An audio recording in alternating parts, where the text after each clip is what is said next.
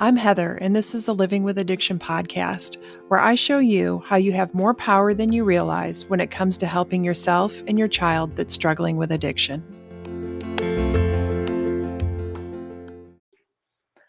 Hey, everybody. I'm excited to have a special guest today. And a few weeks ago, I shared with you that I went to a sound bath on the beach.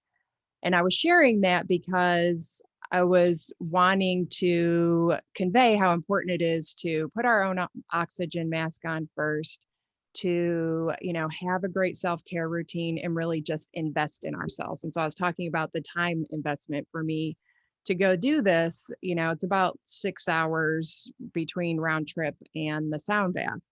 And it's totally worth it to me to invest in myself that way and have that experience. But that's why I shared that a couple of weeks ago, was just wanting to share some of the ways that I'm putting my own oxygen mask on first. And so I asked Lindy, who does the sound bath on the beach, to be on the podcast because I wanted to really share more of this experience with you and give you the opportunity to learn more about it if you've never heard of it. I had not heard of anything like this until about maybe a year ago, and it was just kind of by accident.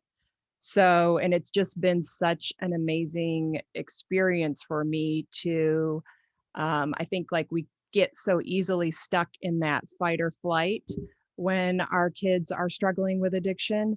And we need ways to calm down our nervous system so that we can remain healthy ourselves and, engage in finding solutions that are sustainable instead of being stuck in that fight or flight and not being any good to ourselves or our kids. So that's why I wanted to ask Lindy to be on today. And do you want to introduce yourself, Lindy, and tell us a little bit about you? Sure, Heather. Thank you thank you very much for inviting me today. Thank you for having this available for people that are struggling out there. And the information is really, really valuable.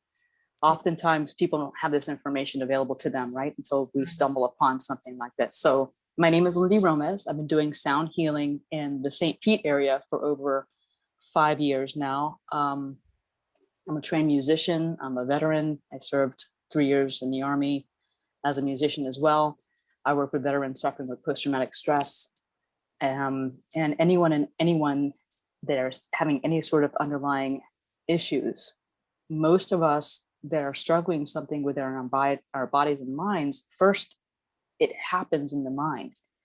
We're struggling with things in our life, and then it makes manifest in the physical body or even in the energetic body. So yeah, I totally agree. And that's what one of the reasons that I sought out energy healing and sound healing was trying to figure out, I was a numb person for so long. How do I get that? How do I get all these emotions out of my body now that I'm ready to process them? Right. Well, I'm glad you mentioned that, because a lot of people are running away from something. Yes. Right. Especially emotionally. If it gets too tough and it gets hot in the kitchen, we want to run out. It gets too tough emotionally, we want to close the door, we want to close off anything that's uncomfortable. And this life is all about feeling fully. So if we are not feeling fully in our everyday experience, we are going to have issues on down the road. Period. Yes, I totally agree. I used to have a lot of physical pain in my body for no reason because I was pushing down my emotions for so long. And, I just was going to the doctor all the time trying to figure out what was wrong with me. I felt awful. And, but I did not make the connection until a couple of years ago that it was because I didn't want to feel anything. And so I just push it down into my body, and I felt horrible all the time because of it. So now I'm like the poster child for feeling your emotions because it's like so important. And I just want to talk about it all the time. And so I spend a lot of time talking about how to actually process your emotions and what they're signaling to you. Yes. And, it's really brave, especially right now, to acknowledge, for one, that you're having emotions and you're having feelings and you're having opportunities that are not so, I don't like to use issues. So I try to, create it with, because everything is sound and vibration. So we all have things in our life that comes up that is not as positive as what we would like them to be. So Right. anything has any sort of dis-ease in it, we don't know what to do with it, except for if you face it on and you ask yourself really questions, how am I feeling about this? And dive deeper to find out what the root cause, where are you going with this? How are you truly feeling? And honor yourself enough to feel what you feel.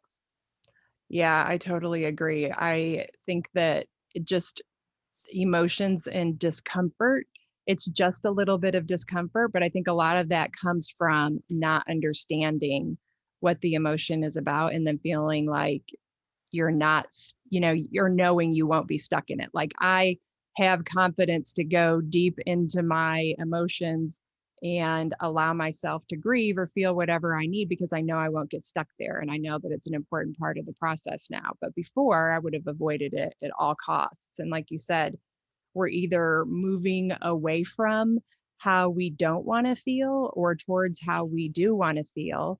And if we aren't doing that intentionally, then we miss really a lot of opportunities to learn and grow. Correct. Correct.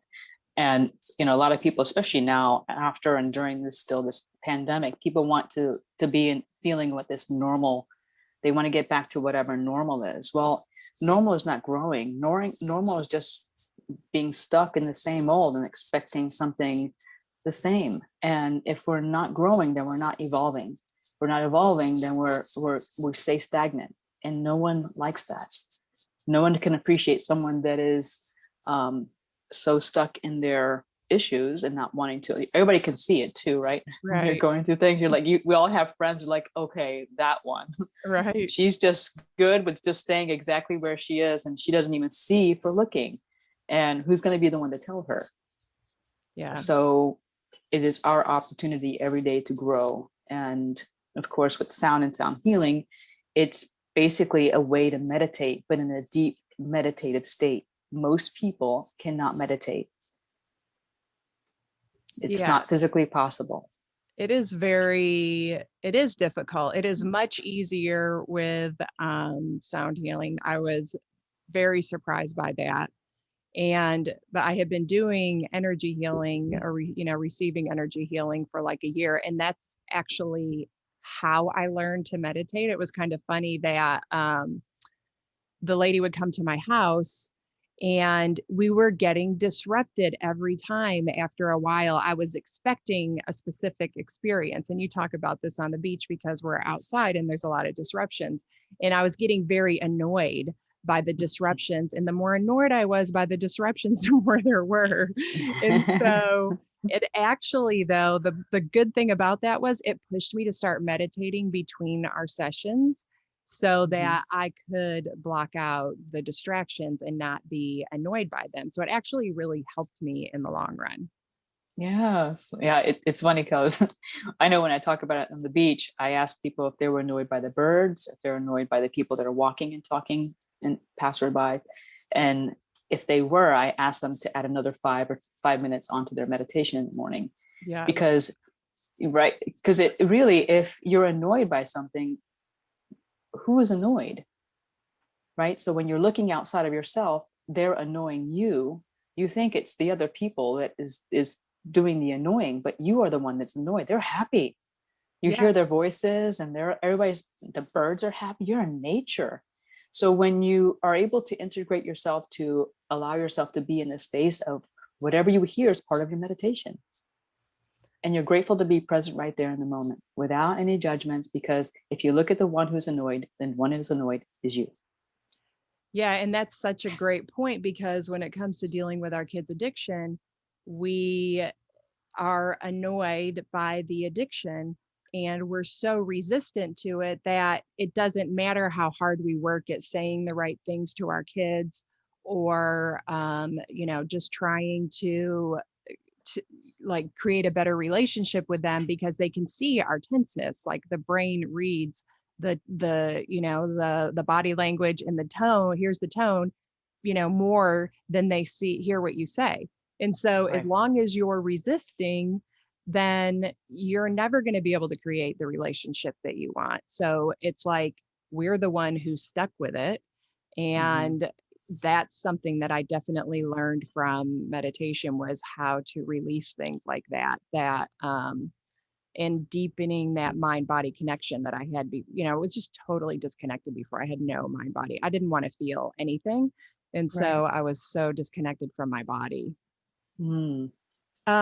But so since this is really around the topic of self-care, I wanted to know, like, how you got into your self-care practice, and like if you've always had a good practice, or if there was just something in your life. Like with me, it was my daughter's addiction. That's, what pushed me to really understand and learn about self-care. Like, was there something in your life that was a catalyst like that for you?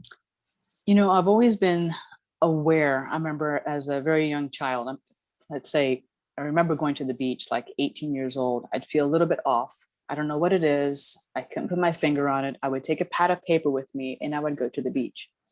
And I would ask questions of what I need clarity on. And I would sit there. I'd take question number one. I'd close my eyes and sit there in front of the power of the Atlantic. I grew up in Titusville on the east coast of Florida. And that beach, it's called Playa Linda Beach, growing up, but the power of the ocean sitting there in nature is so powerful, just to sit and ask your question. We all have the ability to get the proper answers if we ask the proper questions. Yeah. So if you're asking for something, say, what do I need to know about how it is right now am I feeling, and why am I feeling this? And sit down with that and just allow whatever it is to bubble up in your heart space. So I've kind of always had this awareness. It helped that I grew up in a household with a mother that was psychically aware. We couldn't talk about things outside the house. I mean, she was, I look back now, she was a guru. Yeah. So you could ask her anything and she would give you an answer, and you knew that this answers that would come down, there would be some word missing. It's like, it's coming right from the universe. Wow. Because the universe doesn't talk like we do. They don't use the fluff words. Right. They just give it to you straight. And then it leaves you with chills. So thankfully I was, grew up in an environment like that. So I understood that, oh my gosh, we all affect each other. This is all sound and vibrations. It's really important to watch your words, even to yourself, what you say to yourself. So yeah, thankfully I was raised in that way. And I just kept on sharpening my tools, so to speak. But then the universe will have other opportunities for you. So it gave me a car accident in 2000. So I'm a musician. In 2000, I suffered a neck injury. So I wasn't able to play anything for about 4 or 5 years. So during that time, I lost my identity. What I thought was Lindy was music, and music was Lindy. And when it was gone, I was left with the understanding of, well, who am I? And now past, I've gone yoga certified, meditation certified, sound healing certified, Reiki master. I've gone through all these modalities now to further this understanding of the who am I part of it. So it's really important that we know who we are internally. So if you don't know who you are here, you can't give to other people. Right. So it's creating this awareness within yourself and finding out. You mentioned something earlier, Heather, about resistance. When you want your child to be perfect, you don't want them to have this addiction. You don't want these things, and you're frustrated by what is happening and you don't feel like you can do. There's this thing that we all want: love and support. Yeah. And when you're put up against those barriers, right, you can't help your child, you don't feel like you can do anything to help your child, then you feel helpless. But if you stop, and it's not about you and it's not about them, it's about this person who is suffering, and how can I be that point of support and love? What do they need from me right now? Yes. Sometimes we forget to ask them, what can I do for you right now? What do you need from me? If you need me to sit here and hold you, I will do that. Right. But we get so frustrated that, like, I don't know what I want. And we, throw our hands up in the air, and we don't want to be a part of anything because we don't know how to swim in these waters. Yes. So I used to work with women in sober living. After their treatment, they would come to the center, and I taught them yoga and meditation and sound healing, and I did Reiki on them and counseled them. So I got to see almost like the vein that runs through each and every one of them is their self-worth. Mm-hmm. Somewhere along the line, they don't know who they are. Right. So I don't know if I answered your question or not. Yeah, you did. And I do want to talk more about that because I think it's really important, but I want to go back to something that you said, that you didn't know who you were without music. And I think that that's such a great point, because that's where a lot of parents end up when their kids' addiction hits. And, you know, even if they have other kids, for me, it was my only child. I had this total identity crisis. I didn't know who I was if I wasn't her mother. And I mean, I was still her mother, but things changed so drastically that if we don't see that and we just blame the addiction or the car accident or whatever it is, then we lose the opportunity to really get to know ourselves and learn and grow and create something beautiful with our lives. But I think that that's where so many parents and, you know, other loved ones just get stuck in. It's the addiction and missing, like, oh, I'm feeling disconnected from my child because of the addiction. And so, you know, that was another big thing I had to learn, was really how to show up with just love for my daughter, like who she was in that moment, not who she was before her addiction, not who I wanted to be in all of my hopes and dreams for her, but just loving her as she was in that moment, suffering. And I had to learn to love myself the same way. Right. And it's made me a totally different person. And I would have never learned that without this, you know, going through her addiction. Of course, I wish I could have learned it a different way, but, you know, and so that was the path though. And then now that's what I'm trying to get the message out to parents, is that that's really what we have to go through for our own recovery and to support our kids when they're ready. Right. Right. And it's all these experiences that we go through that actually pave our way to what we're supposed to be really doing. It's really helping other people. So you can't teach from a place of not having experienced it. Right. So you mentioned, to go back with after the car accident, I didn't know who I was. For 4 years, I didn't think I would ever play any instrument at all. And that was my reality. I went down such a bad tunnel of my own. Although I wasn't addicted, I couldn't live without painkillers because I was in chronic pain.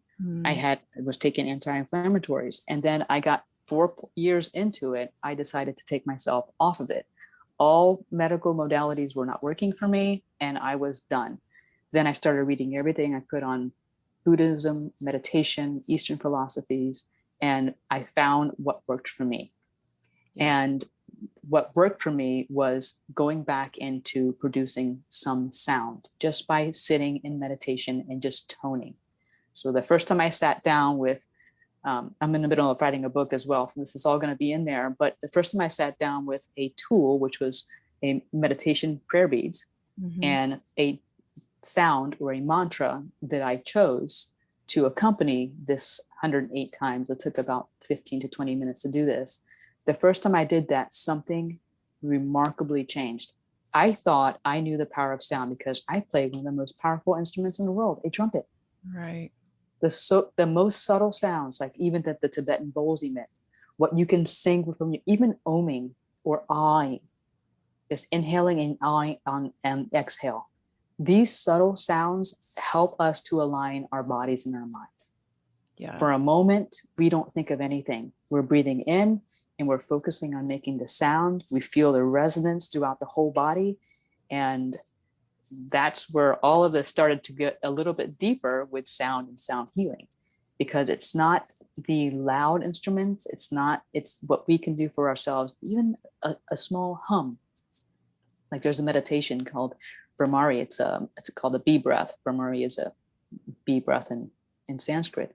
But if you breathe into the nose and you close your ears and hum, however long, you're able to slow down your breath.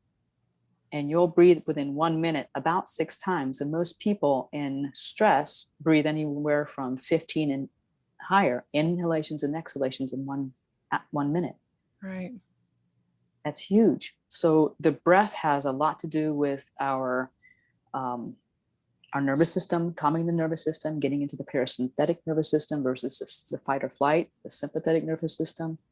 So yeah, so it's the sounds, it's the vibrations, it's the when you're in that state, you're able to actually get to a place where, oh, this is who I am. Yes. And it'll start to reveal itself over time. It's not going to happen overnight, because what have we been practicing all of our life? We're in this world of competition. We're constantly hating on each other. We're hating on ourselves. We're not good enough. They're not good enough. Someone's judging on you. This is how we live our life, just trying to navigate through those thick densities in this earth. Yeah. And it doesn't have to be like any of that. We create our own reality. So the point of focus, if it's not positive in nature, it's going to be negative in nature, period. Absolutely. We do create our own reality. I never understood that before. I'd heard it before, but until I knew that our thoughts create our feelings, then the light started coming on. Yes. But do you want to explain what a sound bath is, just in case anybody's never experienced one before? Sure. So a sound bath is basically the easiest way to meditate, because you're lying on your back, and it's Shavasana. If you've taken yoga before, it's the last pose in yoga. So it's very relaxing. If you're able to stay still during the time that the sound is being given, then you're able to go into a meditative state. Because so when the body is relaxed, the mind follows that relaxation. And then when those are in alignment, when the sound starts, it helps to relax the body and actually bring the sounds of the bowls emit frequencies that balance the body and the mind, both physical body and energetic body. So the crystal bowls emit different frequencies, overtones and undertones. The Tibetan bowls, the same thing, the vibrations of the Tibetan bowls. If I'm doing a session on somebody, within about 5 or 10 minutes, they're in a deep meditative state if they're still. Yeah. It's almost like you can't stay awake. You cannot stay present. So it's so simple that it's like I tell people, it's like, if meditation were easy, we would all be doing it and there would be peace reigning on this earth. But it's not easy. We can't stop our heads or minds from thinking. We can't stop the laundry list of the list of to-dos. We can't stop all these things. But using sound, it just takes you there. It just like kind of pushes you right over this little sweet spot. And for that hour, you're being bathed in pure sound. The crystal bowls are made of 99.9% silica, which silica is throughout every cell of our body. The Tibetan bowls, they all have the same notes. So there's the 7 main chakra system, the energy systems in the body. They have different notes associated with them. So the crystal bowls and the Tibetan bowls both have these notes. Plus, the frequencies above them and below them help to harmonize. So when you experience a sound bath, it almost feels like you've gotten a tune-up. You know, when you take your car for a tune-up, you're driving it off the lot, you're like, this feels like a brand new car.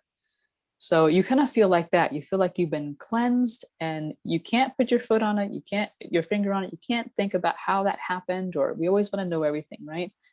So it's just a way to relax the mind and get the mind into a Theta brainwave state, which is a deep meditative state. We cannot do that on our own. So most of us, as we're navigating through our everyday life, we're in this brainwave of Theta, which is, the sympathetic nervous system. We're constantly going, doing, having to run and do something. Right.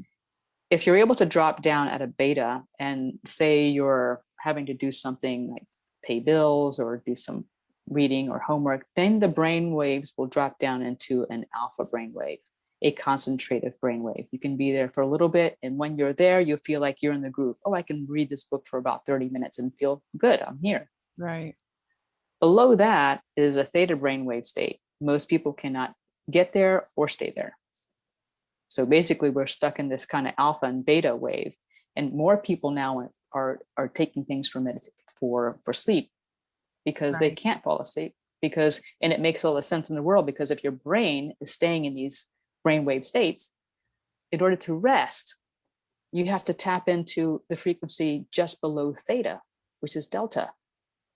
Right. So my understanding with sleep is They say we need 8 hours of sleep, but if you're a meditator, you feel rested with 3 hours of sleep. Mm. So people, it amazes me when people say, "Oh, I couldn't sleep a wink last night. I got up at 3 o'clock in the morning." I'm like, "Well, what did you do?" "Well, I beat myself for the next 5 hours, right? Because I couldn't go back to sleep." I'm like, "Wow, you just wasted all that time. You could have asked the universe, what is it? Oh, and how do I feel? Do I feel rested? If you feel rested at 3 o'clock in the morning, why are you going to beat yourself up?" Right. Yeah. Right? So it's, I hope I answered that question, but You did. I can deal without these tunnels. It's just, it's so deep, the practice is, and it's so interesting how it kind of, we all affect one another too. You can go into a room and someone can be really like irritated, and you may not have been irritated until you walked into that room, and all of a sudden you had this sense of irritation. So in sound healing, there's this idea called entrainment. So you will entrain, if that frequency is stronger than yours, if you're not able to maintain, you're happy, when you go into a room and some, or they may entrain to you. Right. So it's the same thing with the bowls. You entrain to the bowls, to the peacefulness of the bowls. So there's so many things that are happening during the sound bath that over time, I mean, the first time, of course, you definitely know something major just happened here. Yes.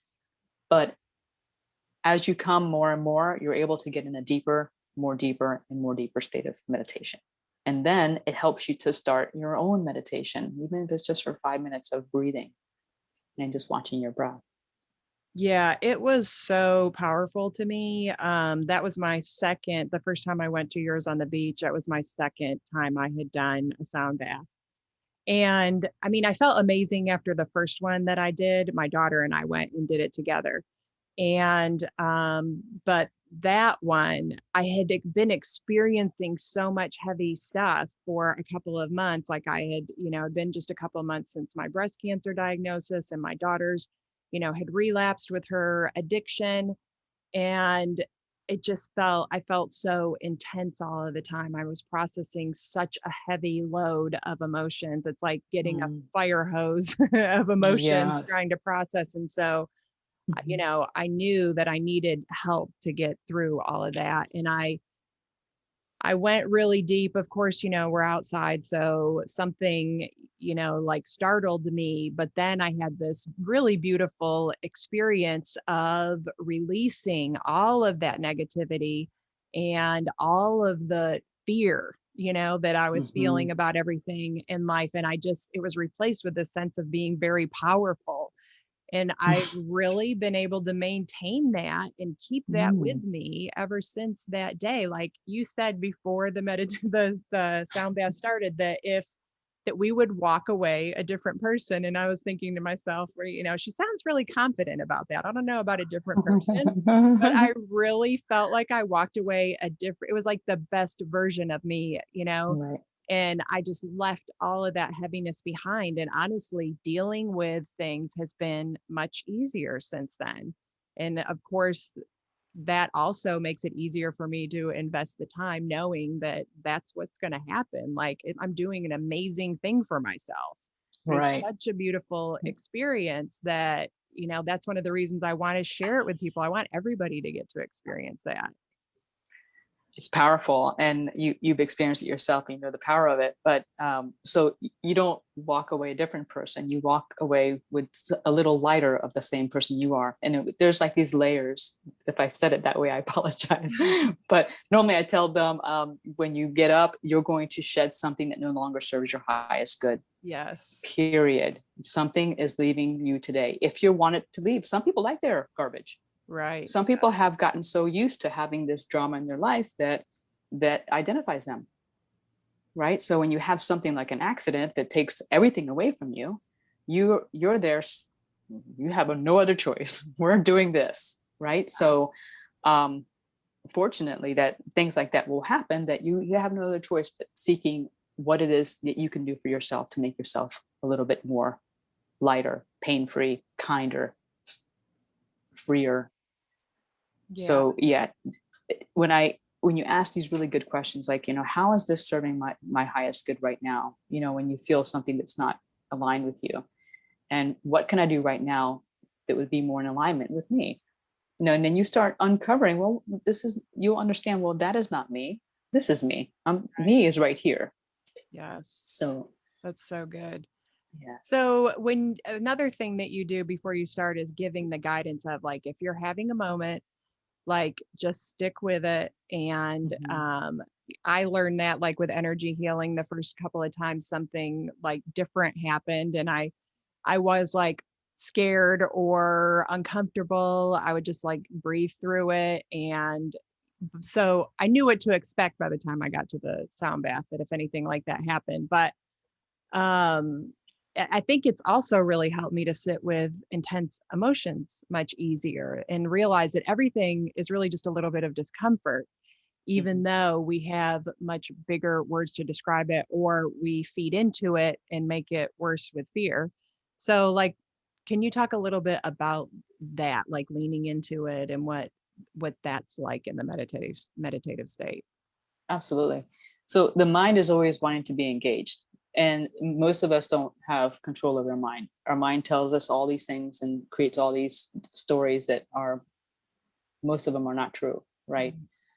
And so when you're first going into a meditative state, you the best way to experience it, and of course I guide people to the relaxation through the whole body, because once your body is relaxed, and you can feel when you go through that relaxation, you're shutting things off. You're shutting your forehead, your eyebrows, you're just relaxing your whole body. So when your body and your mind's relaxed, then everything else just follows that. So most of us want to think about what's happening. We want to, well, what's happening with this? If it's something startles you, what's happening right now? We want to jump into that. Oh my God, this is a reaction that I need to have right now. So when we live our life primarily in a fight or flight state, we react to everything. Yeah. When you start meditating, it takes that reaction away from you and you begin to become more responsive. Right? So being aware of what it is you're feeling and staying with what you're feeling and feeling fully what you're feeling, knowing that, the space that I create there is so really important. People are coming from everywhere. I light incense, I light sage, I sage everyone. It's really important that we're all here and we feel protected and we feel safe to have whatever experience we're going to have. We're holding a space for everyone to relieve themselves from something that's not serving them, period. Right? So, but the more that we meditate, the easier it gets that your mind is not trying to inquire. Right? So when, especially when I come over with the drum is really, really intense, but it's a powerful tool that when you will feel empowered just by feeling the drum over you, right? It's like you feel like you are a part of the drum now. I love the way that feels. Yes, it's amazing. The vibration of the instruments is just as amazing as the sound. Right. So when I'm over people with a drum, I can see what might be happening. So that's why I say that. Over the years, I've noticed that, some people will tend to panic because their mind's going to start questioning what is happening right now. I feel all this, whatever is bubbling up in me.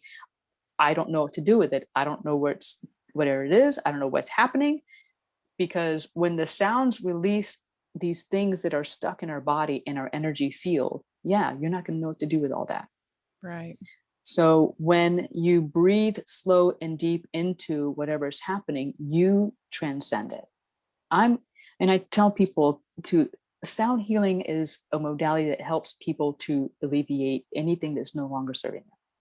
Everything that's keeping them from being their best version of themselves. So true.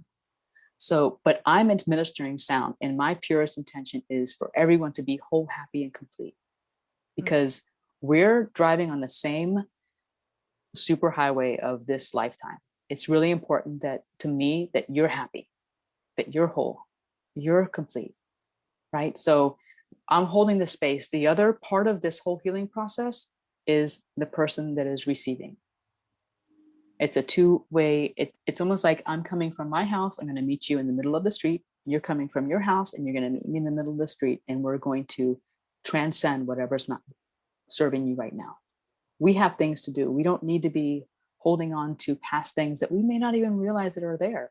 Some people have no idea what traumas they have experienced in this life or other lives that is still stuck in some sort of version of themselves. And when these things come up, no, you're never going to understand that from any level. This mind, if I've known nothing about spirituality, don't ask any questions. You are never going to know anything. You're only going to be able to experience it. From that experience, you will know. And then when you try to explain to somebody, you're not going to be able to put two words together. Yeah. Because it's because it's not from that space of knowing. Yes. Yeah. I feel better. That's it. That's all. Right? I feel better. I can't say anything else. I don't know what happened. I just feel better. Yeah, that's why I always want to get people to go experience it themselves, because it's something you can't explain if you've never experienced it before. And one thing that I love that you said was about the feeling, creating a sense of safety to feel whatever comes up. And I think that has really helped me, like maybe when I didn't have the confidence in myself to feel whatever came up, that having that person with me who was doing the sound bath or the energy healing, I was confident in them that they could stand with me in it. And it's really actually very similar to coaching. I can stand in somebody's pain with them and hold space for them while they're processing it. And I think that is a great facilitator to us being able to do it on our own. And Absolutely. what you mentioned about questioning, I love that too, because it's so easy for us to get caught up in questioning why our kids are addicted and questioning why they're doing every single little thing that they're doing, that we're just only focused on the problem and we can't get focused on the solution. We just get stuck there. But that's another like discipline that helps us let go and just accept reality for what it is and quit questioning everything. And then it's like the solutions just start moving in and filling up that space that we've opened up that we used to fill with questions. Exactly. And I'm like learning as we're talking, like things that have actually really helped me grow, and maybe why, I've been able to process things pretty quickly. And I think it's because I'm putting together, these experiences where I'm getting energy healing and sound baths with all of the coaching and other work that I do. I think that it really does work well together. I knew that before, but after our conversation, I'm like, this is amazing the way these two things support each other. Right. So the last question I want to ask is about, you talked earlier about working at the sober living place and working with some of those women, and how I just wanted to talk a little bit more about it, how it helped them, because we've talked a lot about how it can help, parents. And I think that for me, it's also provided a connection with my daughter. That's a big deal to me, is connecting to her. I want to have that connection so that I'm like the anchor on one side of her and she's got addiction on the other side of her, pulling her, the other way. But I want to maintain connection with her. And this is, it's such an easy way to connect. Like when everything is tense, I can talk about crystals or chakras or something like that. It's a nice neutral subject that she's always open to. But there's also, I think, like when traditional things aren't working, or it works great alongside with traditional medicine or therapy. So what did you notice the women were getting out of the work you were doing with them? Well, it was interesting because, of course, my modality is totally different. I'm just going with what I'm guided to do to help. So I would have them. We would do yoga 3 times a week and meditation twice a week. And the days that we do in meditation, we would talk about something within an addiction. They would read one of their Just for Today books, and then we talk about that, and something would bubble up from whatever's happening within the group that day or that week. So they would have something to kind of speak to. And then after that, I I had these angel cards. And whenever I shuffle them, At the very end, they were just like, when it first happened, didn't know what was happening. And then I said, okay, I'm going to connect with you. I'm going to shuffle them. Now, I don't know what happens. Again, this is one of those things you don't ask any questions because you're never going to know. Right. But a card or two or 5 or 10 will fall out of the deck, will just fall. Yeah. And it'll be exactly what it is that they're experiencing. And they need to look into. Some of them, one of them was energy work. I said, okay, so let me know when you want to have that energy session so we can do the Reiki session and a sound healing session. Right. So it would give me a guidance, and it would give them, they cannot lie or deceive, or like one of the girls didn't have a sponsor and she had been there for 3 months without a sponsor. Right. So of course, newly in recovery, you need a sponsor to help you the rest of it. Right. So the cards outed her. One of them, 8 cards came out and she goes, oh man, I gotta read all of these. I'm like, well, let's do this.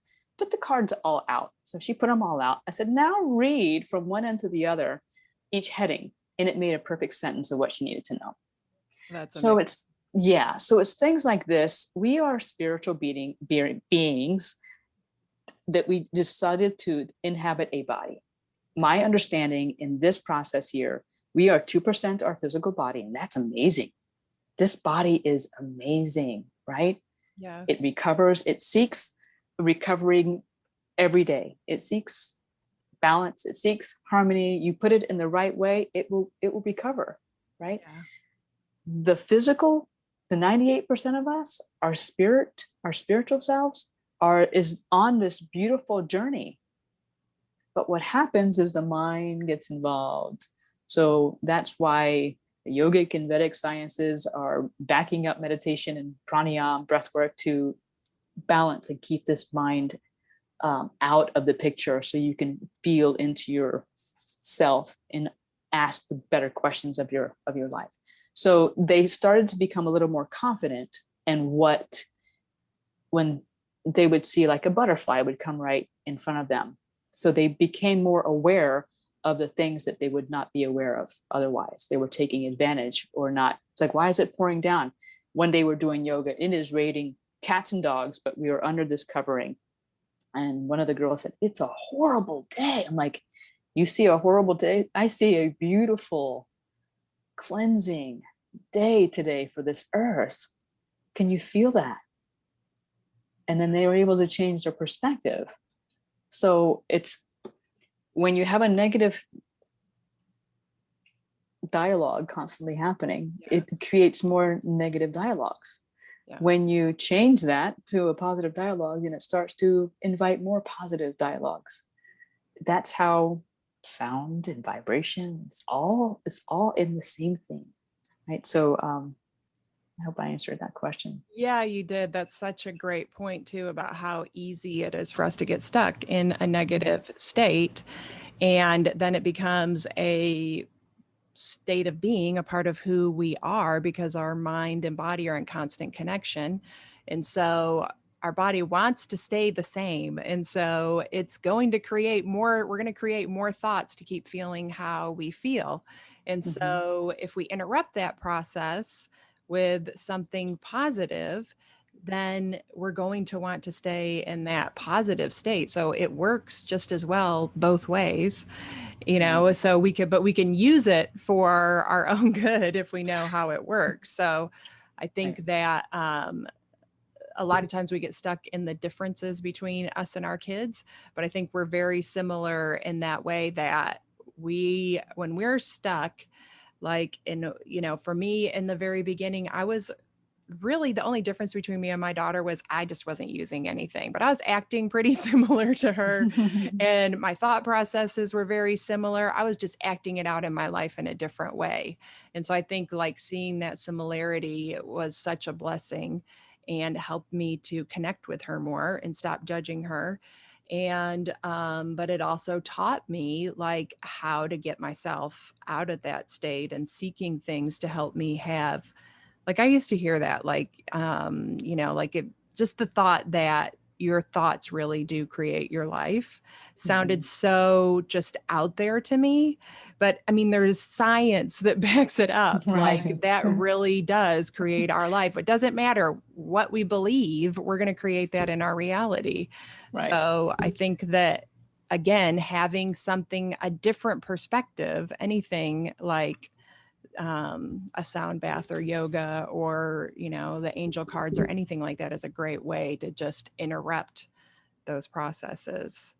And it's hard to hear that, right? That you're creating your own reality. It's hard to hear that we would take responsibility for what's happening in our life, whether it's positive or negative, right? No one wants to take responsibility, which is what I find that really keeps people from doing a daily meditative practice. They don't want to take responsibility.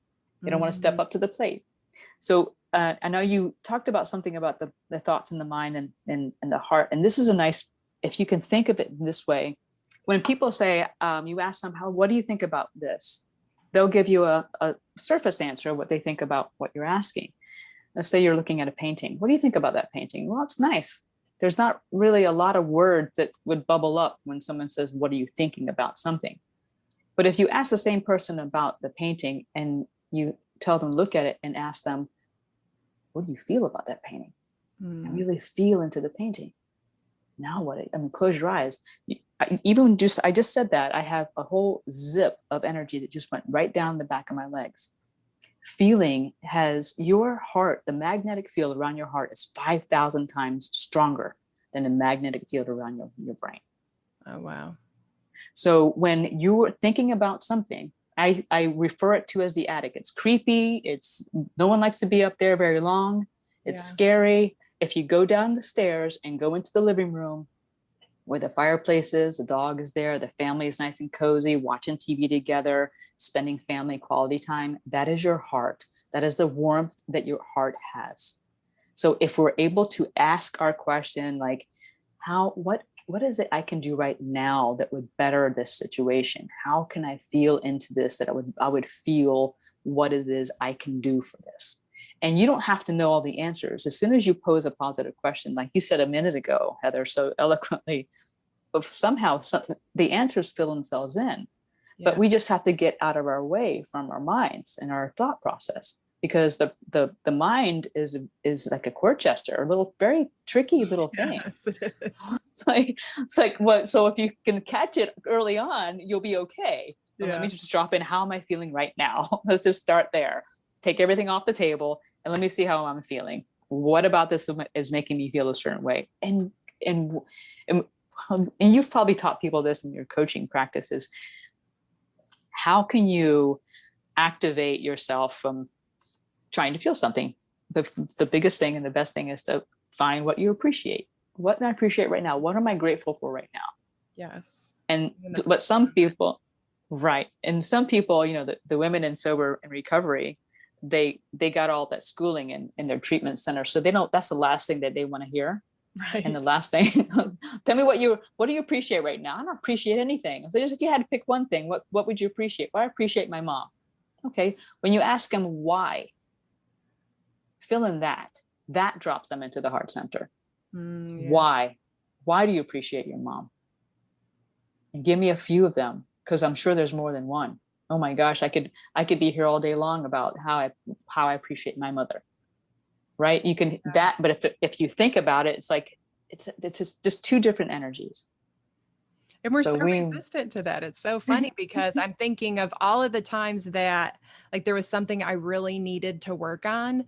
And I didn't want to, and it would come up like in the angel cards or something on, I'd always start crying and I'm not a crier, but it's so funny. Like that was my instant signal that was my resistance and I did not want to go there. And it was absolutely where I needed to go. So I think it's so important to listen to those signals. Like you were saying, that these women were resistant to whatever it was that they needed in that moment, like the gratitude.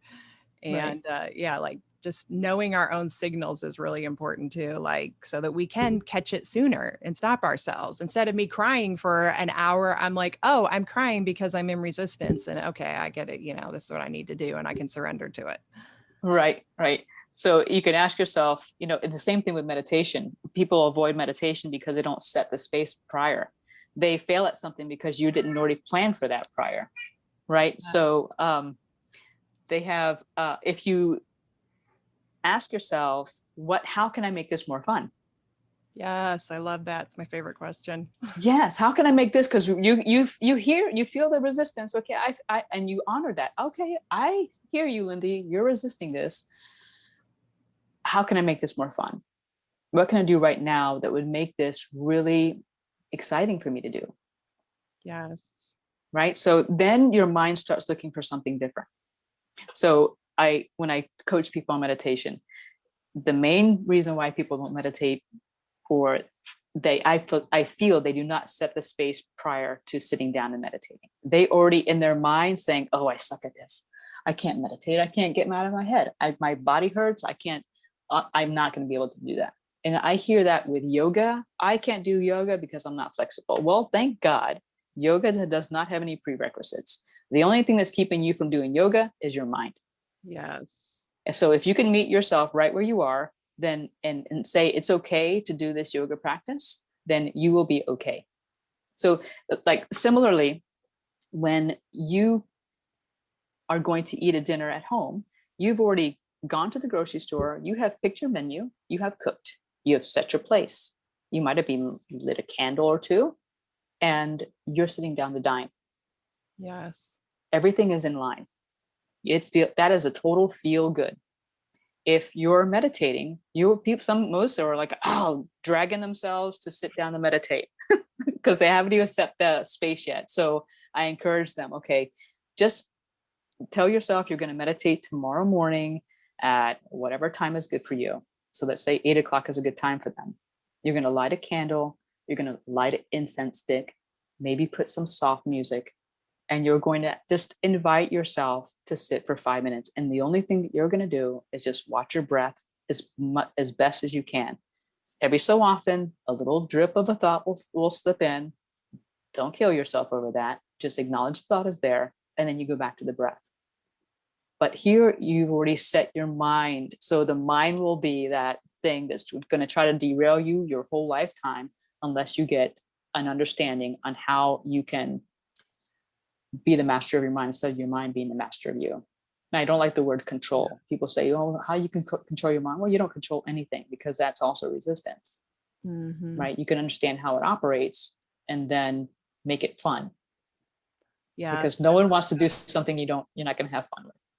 Yeah, we have to create that sacred space and make it fun. I mean, that's actually part of the fun for me is I like, getting my diffuser going and what oil am I going to use and what crystals do I want to, I mean, it's like a whole process. I would have never done stuff like that for myself before. But now I think everything of like, I just make things a ritual and make it pleasing to me. And it just makes it so much easier to create that sacred space, even to sit down and do thought work or something like that. Like I have a whole thing on that before I coach with somebody. Like the email that they get tells them to, create a sacred space for themselves. So they can really show up for the coaching call instead of being, in the middle of a busy place and they're totally distracted and they're not really taking the time for themselves. Right. It's so important. And it's really just that opportunity to get out of your own way. So you're on your side. What can I do right now to eat more healthy, to be more kind, to be more loving? You invite these things in and you start creating those practices. And just like you said, now you're excited about picking different oils to infuse with each meditation. And now you're able to go deeper and deeper. Once you've gotten all that stuff out of the way where the resisting of sitting down, once you start to meditate and you open that door of you're able to go somewhere in your meditation, then that, just like you picking your oils, becomes like, oh, I can't wait what happens during my meditations this morning. Yeah. You're excited to do it because something happens. Yes. So true. Yes, it's amazing. Yeah, the first thing that happens when I go to the beach meditation is because I can never get there early enough. Last week, I thought I was going to get there early to be close. I want to be close. And there was an accident. So I got there even later. Like I thought I was going to get there early, but it was late. But the first thing that happens once I drop in is I feel like I'm right next to you. And Wow. it's so funny. I was like, did she move the first time it happened? I know that she couldn't have moved all those instruments. And so I'm just like, it doesn't matter where I sit because I'm going to be right next to her anyway. Exactly. There's no bad seats. Yeah, there's not. Yeah. But we could just create, like, I could have been upset about it and ruined my whole experience because I wasn't close, but I just relaxed into it. Next thing you know, like, there it is. I'm right next to you. Doesn't matter if I really was or not. It felt like it. I could feel everything. And it was just, just made the experience that much better for me. So we And I can think that's it. create it for ourselves. Yeah. And it's that practice that you've already started with yourself. Before you said a moment ago, you wouldn't have done that before. You wouldn't have picked any essential oils to have meditated with. You wouldn't have done that. Right. Now that you've done that, now you've gotten to a habit of this positive meditation and you're practicing on your own. When you get somewhere, not a lot of people can just zip in after having an accident and being, clogged up on the road to come in and lay in for a meditation and be as open as you are. Yeah. It takes practice. Yeah. And that, if I can say nothing else, meditation is a practice. Yes. Is that your cat? It is. She hears me talking. That's funny. So I think that we have, this was even better than I hoped it was going to be. We covered such great relative information. And so I know that people are going to want to know more about you and especially about your app if they're interested in any kind of sound bath. So you want to tell people how they can get a hold of you and how to get the app? Yes, absolutely. Thank you for that, Heather. So my name is Lindy Romez. You can email me at my Gmail account. So LindyRomez@gmail.com. My phone number is 407-430-2575. So you can message me or call me. I had to yell at her for a second. And then the app is called EchoSync Meditation and Sound Healing app, and it's now available on Android and iOS.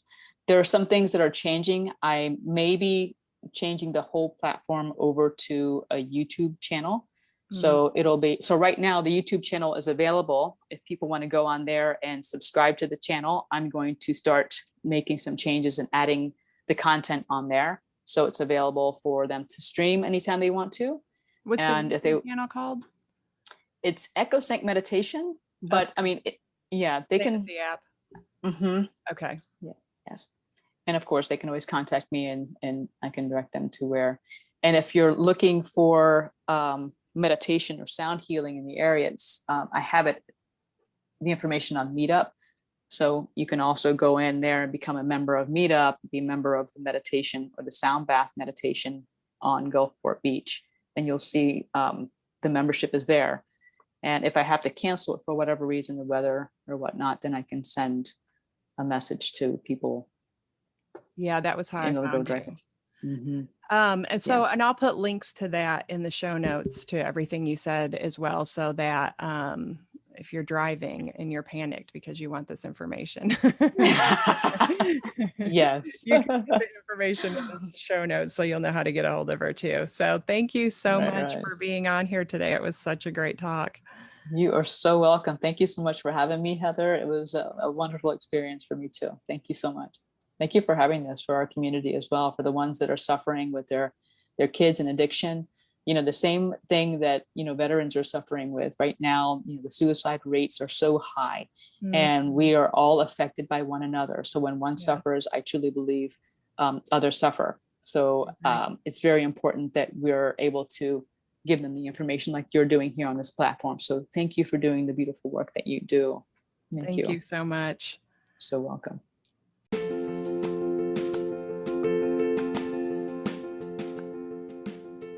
Thank you for listening to this episode. If you want to learn more about my work, go to heatherrosscoaching.com. If you want to help other parents who are struggling with a child's addiction, you can do it two different ways. First, you can share the podcast with them directly, or you can share it on your social media. Second, you can leave a review. Talk to you next week.